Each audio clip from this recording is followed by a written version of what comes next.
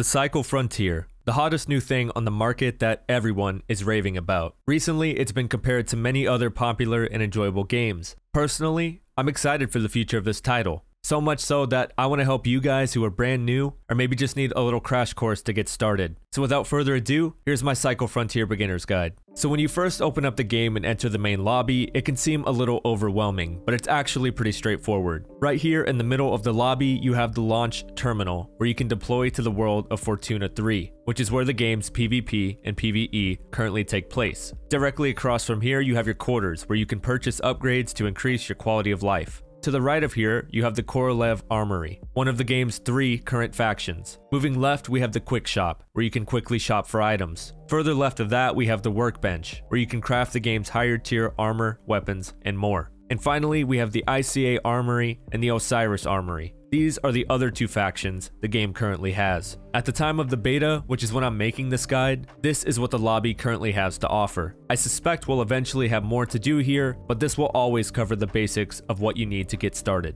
So at this point, I'd say it's time to get to actually playing the game. So let's gear up for a raid. Hit the I key to bring up your inventory. On the left, you have your stash. Anything you collect in the game can be stored there once back in the lobby. On the right, you have your character inventory. This is what's currently on you. To make this simple, let's go gear up at the Quick Shop together. I'm going to gear you up with what I consider a basic kit. This will get you on the ground with everything you need to handle yourself. First, let's grab a weapon. The pistol is a powerful, cheap, and effective weapon, so let's grab that. At the top right of the corner of the weapon, you can see it cost 500 Kmark credits. At the top right of your screen, you can see how many total Kmark credits you have. Next, let's head down to the ammo tab. Every weapon takes a certain type of ammo. In this case, we need light ammo for the pistol, so let's grab 2, which only costs 100 credits. It's important to note in the case of ammo, this 2 is referring to 2 stacks of 125 bullets, totaling 250 in all. Next, let's go down to armor and grab the shield and helmet for 300 credits. This will offer you a basic level of protection, and at this price, it's a great value. Then, consumables. Here, you can purchase meds and grenades.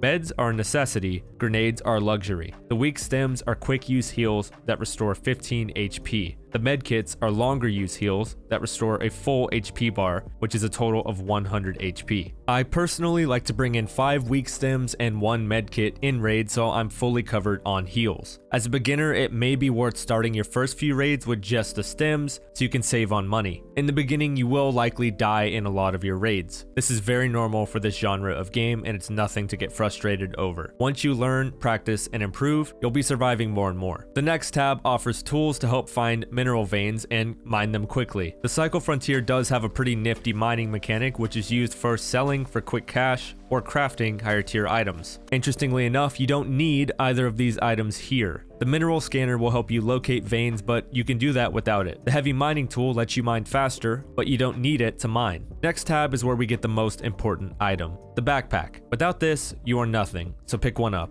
The very last tab is for weapon mods. We can come here to buy sights for our weapons, things that reduce recoil, aim time, and more. When you feel more comfortable with the game, check these out and definitely try them out on your guns. Note that not every attachment goes on every gun. For our first few raids, these aren't necessary. Now let's put that gear to use and equip it. Hit the I key and throw on the weapon, armor, helmet, and backpack. Then let's grab the meds and ammo. Throw those inside the backpack. 2 very important things here to wrap up the inventory system. 1, the safe pockets are just that, pockets that save anything you store inside. To begin, they can carry up to 5 pounds. You can increase the amount of weight they hold through upgrades in your quarters. If you haven't noticed, every item has a weight located in the bottom right. Consider storing some of your stims or ammo in the pockets right now. Why do you need safe pockets, you ask? Well, if you haven't already figured it out, the next important thing we need to know, when you die in the Cycle Frontier, you lose everything that's on you, except for what you store in the safe pockets. If this video has given you guys any value so far, hit the thumbs up button for me. And if you guys want more of the Cycle Frontier content like this, hit the subscribe button as well. Alright, so we're geared up now. I know you guys want to jump into the game, but let's grab some missions before we do that so we actually have an objective and more chances to gain levels and money. To sum this up, each of the 3 factions has 3 types of missions: easy, medium, and hard. You can take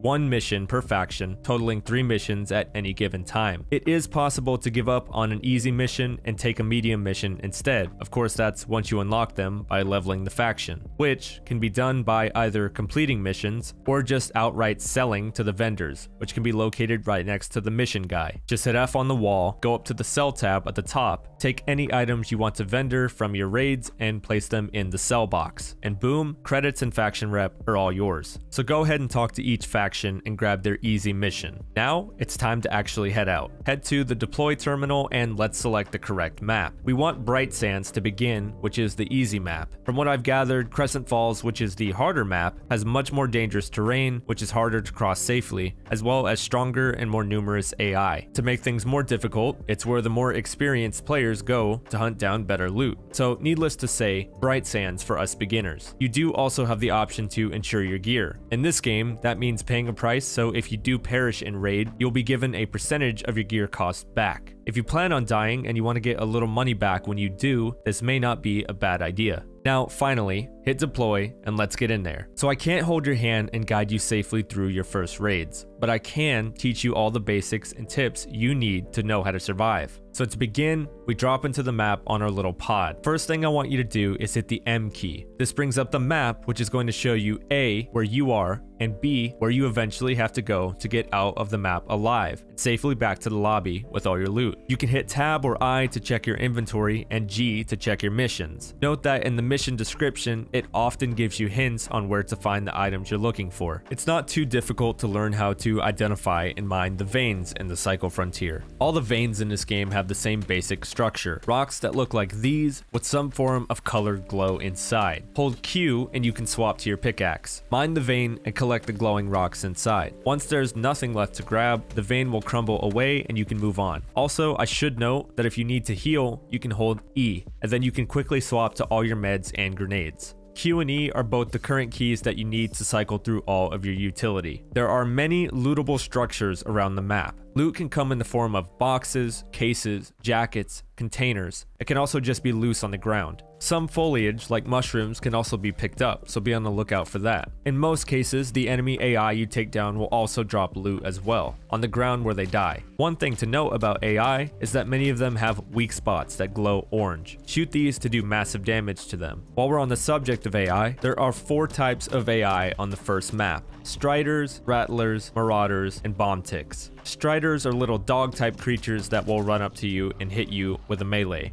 Rattlers are spitters that try and shoot an orange acid at you from distance. As long as you move left or right to avoid being directly in front of a rattler, you should be able to avoid the acid. Marauders are bigger, difficult creatures that the community likes to refer to as Jeffs. Don't ask me why. They do have a weak spot whenever they open their mouth, but to be honest with you, as a beginner, you really don't want to try and mess with these at all. And as far as bomb ticks go, they run at you and try to explode, sacrificing themselves in the process. They're actually not that difficult to deal with. It is possible to kite them to a close distance, get them to begin their animation, and then back up before they can explode on you. Each zone on the map also has a danger level. Do take note of this. The very dangerous zones can have 2 or more marauders in packs together, and if you thought 1 marauder was bad news, 2 is much worse. It's important to note that fall damage is also a big thing in this game. When you're dropping off of anything too high up, please take note of how far you're actually falling to avoid taking critical damage. Then again, this also is just something you should experience for yourself, so you know in your head how far is too far. So don't be afraid to test this out yourself in the beginning.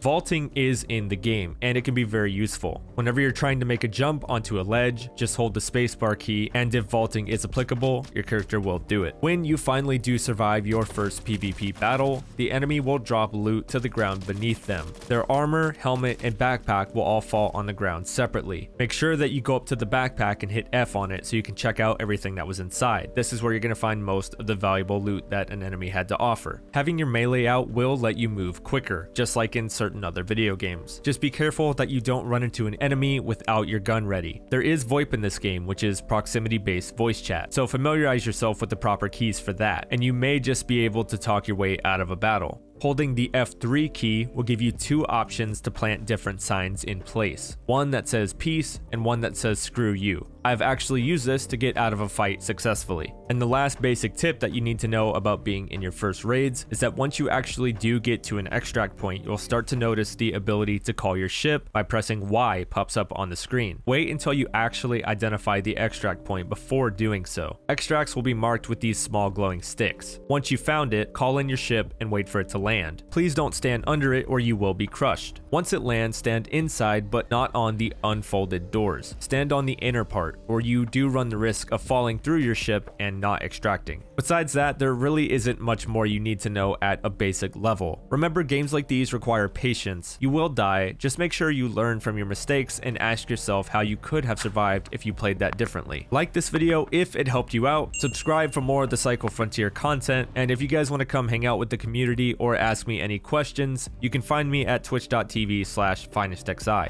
Thank you guys so much for tuning in, and I'll see you in the next one.